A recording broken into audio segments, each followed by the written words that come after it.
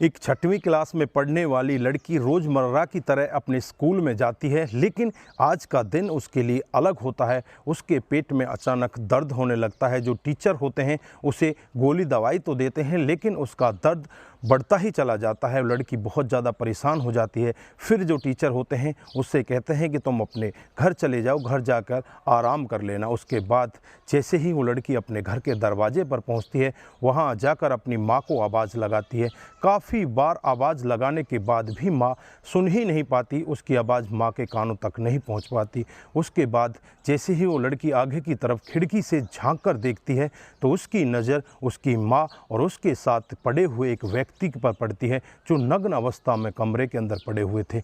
काफ़ी देर बाद दरवाज़ा खुलता है और दरवाज़ा खुलते ही जब वो लड़की उस व्यक्ति को देखती है तो वो व्यक्ति कोई और नहीं, गांव का ही एक बहुत बड़ा जमींदार होता है। और जमींदार उसकी तरफ देखता है, वो लड़की भी उसकी तरफ देखती है।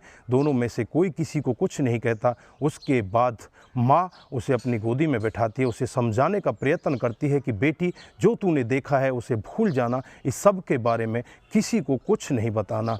बेटी चुपचाप रहती है, गुमसुम, वो किसी को कुछ भी नहीं बताती। लेकिन उसके बाद उस बच्ची के साथ में इतना घिनौना काम होता है, उसके साथ में इतनी बड़ी हैवानियत होती है।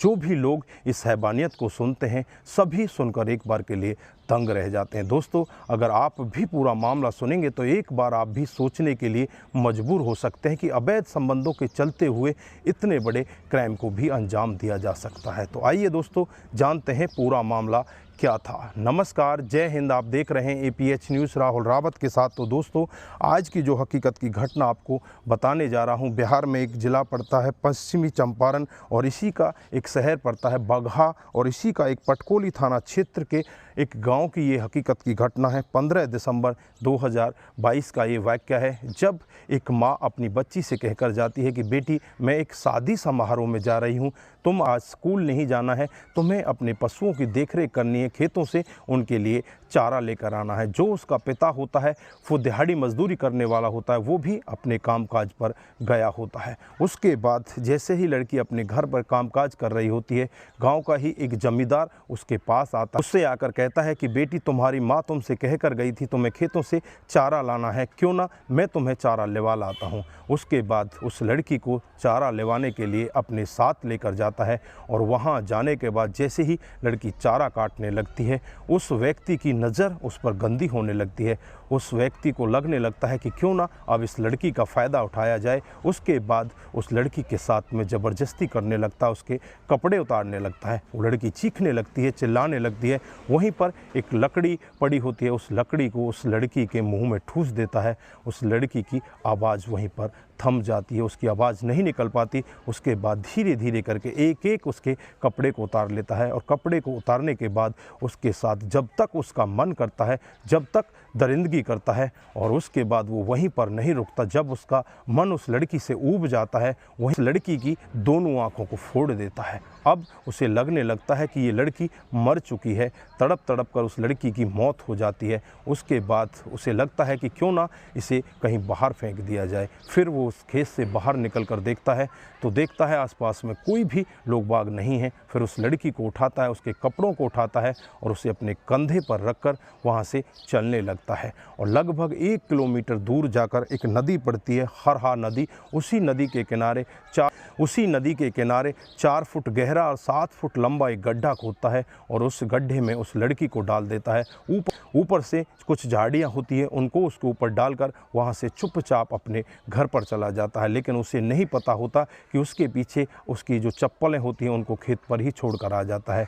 उसके बाद जैसे ही माता अपने घर पहुँचती है, घर जाकर देखती है कि उसकी बेटी अभी तक न आई। शाम हो चुकी है लेकिन शाम तक भी उसकी बेटी नहीं पहुँची है। उसके बाद वो बहुत ज़्यादा परेशान हो जाती है। आसपास के लोगों को भी सब के बारे में पता चल जाता है। लोग भाग उसके साथ हो लेते हैं और साथ होकर उसी उसी खेत पर पहुंच जाते हैं जहां वो चारा लेने के लिए जाती है, लेकिन वहां पर उसकी बस चप्पल मिलती है और वहां पर कुछ भी नहीं मिलता। पूरी रात पूरा दिन आसपास के लोग भी उस लड़की की ढूंढाई में लग जाते हैं, लेकिन कहीं से भी उस लड़की के बारे में कुछ भी पता नहीं चलता। उस अगले ही दिन 16 दिसंबर 2022 की सुबह सुबह नज़दीकी पुलिस थाना क्षेत्र में पहुंच जाते हैं और वहां जाकर अपनी बेटी की गुमशुदगी की रिपोर्ट दर्ज करा लेते हैं। पुलिस वाले भी यही कहते हैं कि शाम तक इंतज़ार करो, अगर शाम तक नहीं आती है तो फिर हम उसकी ढूंढाई में आपकी मदद करेंगे। शाम तक वो इंतज़ार करते हैं, पूरी रात गुजर जाती है, लेकिन कहीं से भी उस बेटी का अता पता नहीं लगता।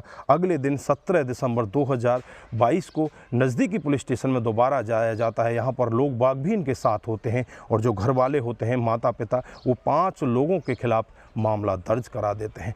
जैसे ही 5 लोगों के खिलाफ मामला दर्ज किया जाता है, उन 5 लोगों को गिरफ्तार कर लिया जाता है। पुलिस उनसे अपने तरीके से पूछताछ करती है, लेकिन कहीं से भी कोई खुलासा नहीं हो पाता। इधर जो गांव के लोग बाग होते हैं, पुलिस भी उस जंगल में उस लड़की की तलाश में लग जाती है। 18 दिसंबर आ जाता है। 18 दिसंबर को लोग बाग गाँव के इधर उधर सारे हिस्सों में उस लड़की की तलाश कर रहे होते हैं, लेकिन कहीं से भी कोई तलाश नहीं हो पाती। फिर घूमते घूमते उसी नदी, हरहा नदी के किनारे पहुंच जाते हैं। वहां जाकर एक व्यक्ति देखता है कि यहां पर ताज़ा मिट्टी खुदी है। उस ताज़ा मिट्टी को देखकर उसके पास जाया जाता है तो वहां पर उस लड़की के कपड़े दिखाई दे जाते हैं। लड़की के कपड़ों को देखने के बाद जैसे ही उस गड्ढे से झाड़ियों को हटाया जाता है तो उस लड़की की डेड बॉडी भी वहीं पर मिल जाती है। पुलिस तुरंत ही उस लड़की की डेड बॉडी को अपने कब्जे में लेकर उसे पोस्टमार्टम के लिए भेज देती है, लेकिन उस लड़की की हालत को देखकर लग रहा था कि इसके साथ कम से कम 5 या 7 लोगों ने मिलकर दरिंदगी की है, इसके साथ में रेप किया है। पुलिस वाले उन 5 लोगों से पूछताछ करते हैं, लेकिन उनमें से 4 लोग तो बिल्कुल साफ मना कर देते हैं कि हमारा इसमें कोई भी किसी तरह का हिस्सा नहीं है, हमें नहीं पता कि इस लड़की के साथ में हुआ क्या है। जो 5वां व्यक्ति होता है उसका नाम जितेंद्र, उसे जितेंद्र कुमार यादव के नाम से जाना जाता है। जब पुलिस उसे सख्ती के साथ पूछताछ करती है तो थोड़ी देर तो इधर उधर की बातें करने लगता है, लेकिन जब वो हकीकत बताता है तो एक ऐसा चौंकाने वाला सत्य बताता है जिसे सुनकर हर कोई व्यक्ति परेशान हो जाता है। वो बताता है कि इस लड़की की माँ के साथ पिछले 10 सालों से मेरे अवैध संबंध हैं।